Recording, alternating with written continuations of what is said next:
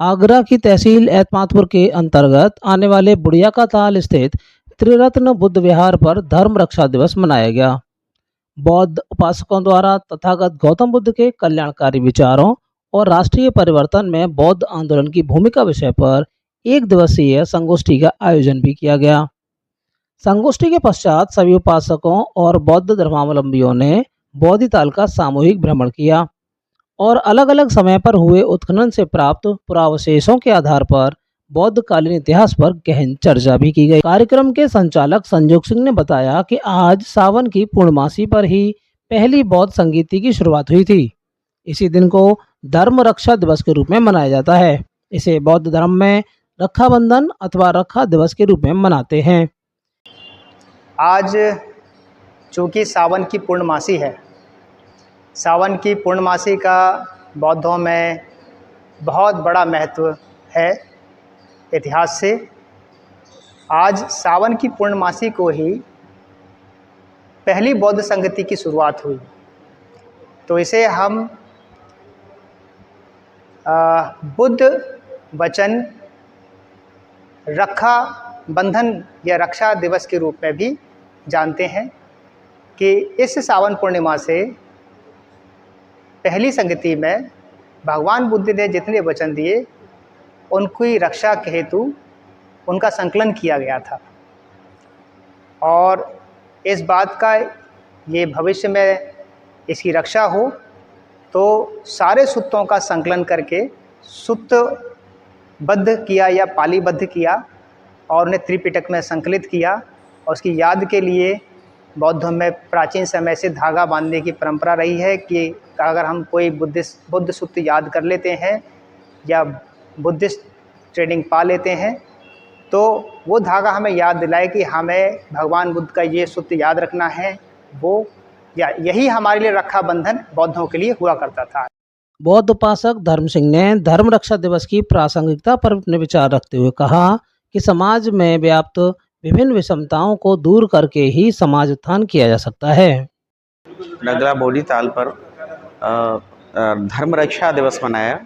इसमें हमारा उद्देश्य था कि हम तथागत बुद्ध के जो विचार हैं समाज के प्रति उनका मनन चिंतन करें और समाज में जो विषमता शोषण या किसी भी प्रकार का गलत वर्क हो रहा है उस पर चिंतन करें, क्योंकि चिंतन आवश्यक है। केवल मात्र राखी बांधने से किसी भी कार्य का समाधान नहीं होता। राखी बांधने का तात्पर्य है कि हम ये संकल्प लें रक्षा का, समाज का रक्षा का।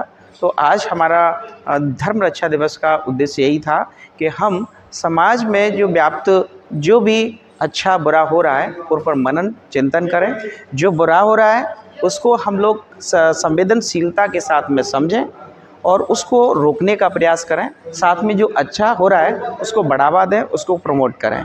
यही तथागत बुद्ध के संदेश था। उसी पर हम लोगों ने विचार और चिंतन करने के लिए यहाँ अपने एक दूसरे के साथ में विचार शेयर किए। भगवान बुद्ध यहाँ वर्षावास के टाइम में यहाँ इधर रुके निकले थे इसी रास्ते से, तो उसका जो इतिहास है उस पर भी में चर्चा हुई और बहुत सारे पॉइंट थे जो समाज से सुधार से संबंधित थे। धर्म को हम कैसे आगे बढ़ाएं और हमारी सामाजिक स्थिति क्या है, कैसे उत्थान हो, उन चीज़ों पर ये बहुत सारी चर्चा हुई और वो हमारी चर्चा जो है सफल रही। उसे हमें बहुत सारी जो ज्ञान प्राप्त हुआ जिससे कि हम आगे बढ़ सके जो है। संगोष्ठी के पश्चात त्रिरत्न बुद्ध विहार में मौजूद सभी उपासकों ने बौद्ध ताल का भ्रमण किया और तथागत बुद्ध और सम्राट अशोककालीन बौद्ध ताल पर विभिन्न ऐतिहासिक साक्ष्यों के आधार पर गहनता के साथ चर्चा की। पर्यटन विषय के स्कॉलर संजोग सिंह ने बताया कि तथागत गौतम बुद्ध संकिसा से मथुरा इसी बौद्ध ताल से होकर गुजरे थे और भगवान बुद्ध ने यहाँ के लोगों को पति पत्नी सूत्र भी दिया था। तो जैसे बुढ़िया ताल को बौद्ध ताल भी कहा जाता है, तो हाँ, इसका क्या है थोड़ा बताइए। बिल्कुल। अब जैसे कि आज से बुढ़िया के ताल के नाम से जाना जाता है, ये एक तरह की किंवदंती है, तो इससे भी और हमें सही अंदाज़ा हो जाता है जब हम इसकी खुदाई के विषय में ASI की रिपोर्ट देखते हैं।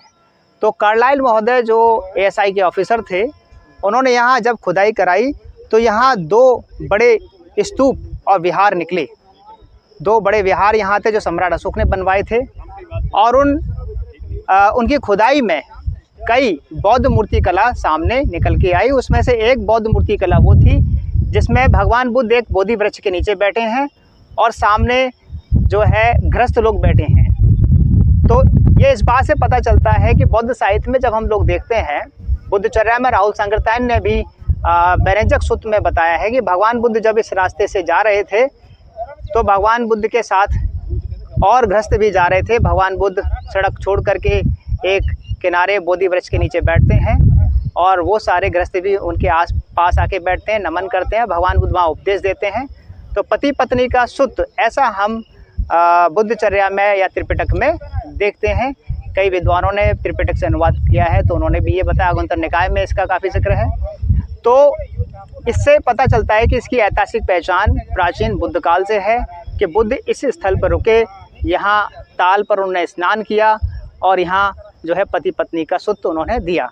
तो यहाँ आप मेरे पीछे देख रहे हैं एक टीले नुमा कुछ यहाँ आप स्थान देख रहे होंगे। ये जो टीला है, ये टीला ऐसा प्रतीत होता है कि ये संभवतः वही जगह है जहाँ पर कार्लाइल महोदय ने खुदाई करी थी हुई होगी। और एक टीला एक पश्चिम दिशा की तरफ और देख रहे हैं, ये भी टीला नुमा जगह है जो किसी समय का बुद्ध विहार या बुद्ध स्तूप होने की संभावना है, जो आज जमींदोज हो चुका है, टीले के रूप में रह गया है। अगर आज इसकी खुदाई कराई जाए दोबारा से तो यहाँ बहुत कुछ बौद्धकालीन इतिहास निकल के आ सकता है। इसके अलावा ये जो बोधि ताल है, बोधि ताल में भी काफ़ी आर्कियोलॉजी छुपी हुई है, काफ़ी जो है बौद्ध साइन एंड सिंबल्स यानी कि इमेज के रूप में जो है। अब इस पर काम हो तब इसके बारे में और ज़्यादा जानकारी आ सकती है, लेकिन इसकी जो ऐतिहासिकता बौद्ध साहित्यों में जो दर्ज है और उसके अलावा एएसआई की रिपोर्ट्स में दर्ज है, इसकी वजह से इस जगह का नाम भी आज भी गजेटियर्स में बोधिताल दर्ज है। तो सरकारी दस्तावेज में इसका नाम बोधिताल है। ये कौन से वर्ष की बात रही होगी जब उसमें खुदाई हुई और उसमें मूर्तियाँ निकली? ये अभी एक घटना तो 1982 की है। 1982 में यहाँ खुदाई हुई थी, जैसा हमारे उस वक्त के सीनियर लोगों से पता चलता है। उस वक्त कुछ एक्टिविस्ट थे, उन्होंने खुदाई करवाई। यहाँ बहुत सारी ताल में मूर्ति कला निकल रही थी, तो कुछ राजनीतिक घटनाक्रम ऐसा चला कि वो खुदाई रुकवाई गई और 1982 में वो ताला लगाया गया। और जो कार्लाइल महोदय की रिपोर्ट है, ये आज से तकरीबन 150 साल हम पुरानी बात मान सकते हैं, क्योंकि एएसआई की स्थापना 1866 में हम लोग देखते हैं। तो कनिंघम महोदय का भी बोधिताल को लेके ज़्यादा कुछ तो नहीं है, लेकिन उनके स्थलों में से हैं। लेकिन कार्लाइल महोदय ने उनके बाद के ऑफिसर थे, ये उस वक्त की बात है। एग्जैक्ट डेट का तो अभी पूरी तरह 1871-72 ऐसा कुछ शायद ऐसा ही एक है डेट हो सकता है, जहाँ तक मुझे याद आ रहा है।